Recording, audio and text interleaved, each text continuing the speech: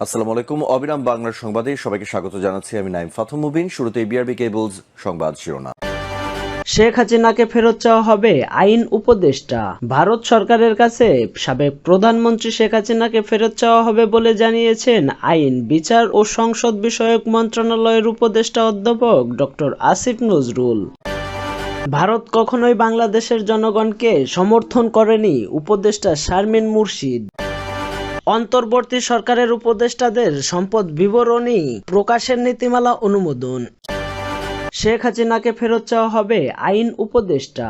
ভারত সরকারের কাছে সাবেক প্রধানমন্ত্রী শেখ হাসিনাকে ফেরত চাওয়া হবে বলে জানিয়েছেন আইন, বিচার ও সংসদ বিষয়ক মন্ত্রণালয়ের উপদেষ্টা অধ্যাপক ডক্টর আসিফ নজরুল। উপদেষ্টা পরিষদ এবং সাংবিধানিক কাঠামো সংস্কারের গঠিত কমিটির সঙ্গে বৈঠক শেষে তিনি সাংবাদিকদের ব্রিফ করেন।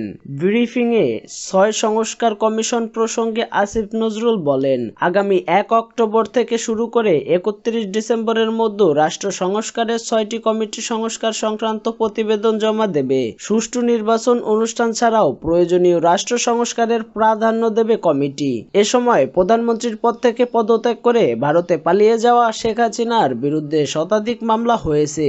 এসব মামলায় বিচারের জন্য তাকে ফিরিয়ে আনা হবে কিনা জানতে চাইলে আইন উপদেষ্টা বলেন, ভারত সরকারের কাছে সাবেক প্রধানমন্ত্রী শেখ হাসিনাকে ফেরত চাওয়া হবে। এদিকে ঢাকা বিশ্ববিদ্যালয় ফজলুল হক মুসলিম হলে চোর সন্দেহে তোফাজ্জল নামে এক যুবককে পিটিয়ে হত্যার ঘটনায় আসিফ নজরুল বলেন, ডাবের ঘটনায় মর্মাহত।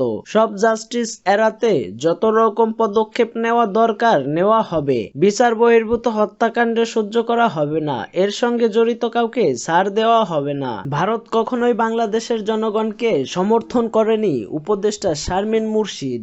ভারত কখনোই বাংলাদেশের গণতন্ত্রকে সমর্থন করেনি মন্তব্য করে অন্তর্বর্তী সরকারের সমাজ কল্যাণ উপদেষ্টা শারমিন এস মুর্শিদ বলেছেন, বাংলাদেশ কখনোই ভারতকে এদেশের গণতান্ত্রিক সংগ্রামের পাশে পায়নি। তবে আমি বিশ্বাস করি ভারত বাংলাদেশ নিয়ে তার অবস্থান এখন নতুন করে ঢেলে সাজাবে। বৃহস্পতিবার সন্ধ্যায় রাজধানীর ফরেন সার্ভিস একাডেমিতে বিরাজমান আঞ্চলিক ভূরাজনৈতিক পরিস্থিতিতে শিক্ষার্থী বিপ্লব পরিবর্তে বাংলাদেশের সঙ্গে প্রতিবেশীদের সম্পর্কের গতিবিধি নিয়ে এক গোল টেবিল আলোচনায় তিনি এসব কথা বলেন। শারমিন মুর্শিদ এ সময় আরো বলেন, ভারত বাংলাদেশে একজন ব্যক্তিকে এবং তার রাজনৈতিক দলকে সমর্থন দিয়ে এসেছে। তারা বাংলাদেশের জনগণকে সমর্থন করেনি, কখনোই বাংলাদেশের গণতন্ত্রকে সমর্থন করেনি।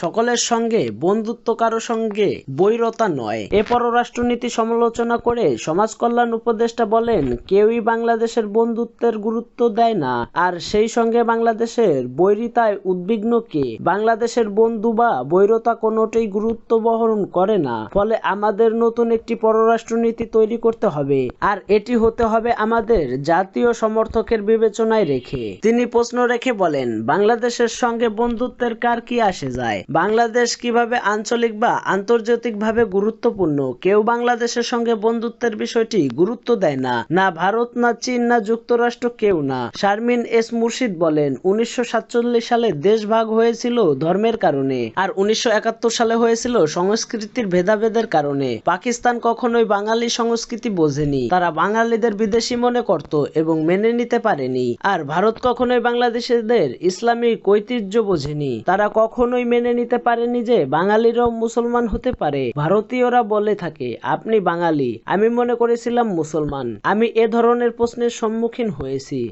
বাংলাদেশে যখনই মানবাধিকার লঙ্ঘন হয়েছে ভারত কখনোই তার প্রতিবাদ করেনি উল্লেখ করে উপদেষ্টা আরো বলেন, যখন বাংলাদেশে বিরোধী রাজনীতিদেরকে জেলে ভরা হয়েছে তখন কখনোই ভারত এর প্রতিবাদ করেনি। তবে বাংলাদেশ এমন একটি দেশ যেখানে জনগণ শুধুই গণতন্ত্র এবং সামাজিক সুবিচার চেয়েছে। ভারতের সঙ্গে বিদ্যমান অমীমাংসিত ইস্যুগুলো নিয়ে তিনি বলেন, দুই দেশের বিদ্যমান যে সমস্যাগুলো রয়েছে তা ভারতেরই আমলে নিতে হবে। যেমন পানি সমস্যা, ৫৭টি নদী বা তিস্তা, আরো উদাহরণ দেওয়া যায়। এই সমস্যাগুলো সংবেদনশীল হয়ে সমাজ সমাধান করতে হবে। ভারত থেকে অসত্য তথ্য ছড়ানো নিয়ে উপদেষ্টা বলেন, এক্ষেত্রে ভারতের জন্য যেটি স্বাচ্ছন্দ্য হয়েছে সেটি ছড়িয়েছে।